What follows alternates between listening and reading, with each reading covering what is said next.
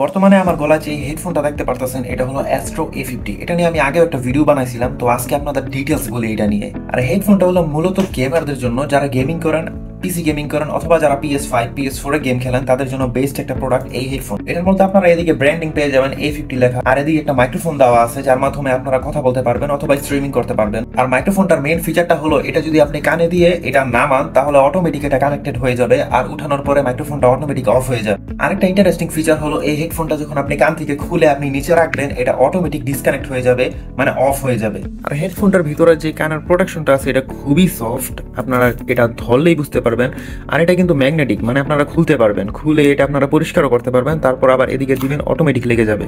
তাছাড়া এদিকে দুটো বাটন দেওয়া আছে, এটার মধ্যে টিপ দিলে আপনারা গেম মোডে যেতে পারবেন, আর এটার মধ্যে দিলে আপনারা ভয়েস মোডে যেতে পারবেন। এদিকে বাটন পেয়ে যাবেন, এটা হলো অন অফ বাটন। এটা যদি আমি উপরের দিকে দিই তাহলে এটা অন হয়ে যাবে, আর নিচে দিলে এটা অফ হয়ে যাবে। আর এদিকেও দুটো বাটন দেওয়া আছে, আর এটা হলো ক্রাউনটা ভলিউম আপ ডাউনের জন্য। আর এটা চার্জ দিবেন কিভাবে, একদম ইজি।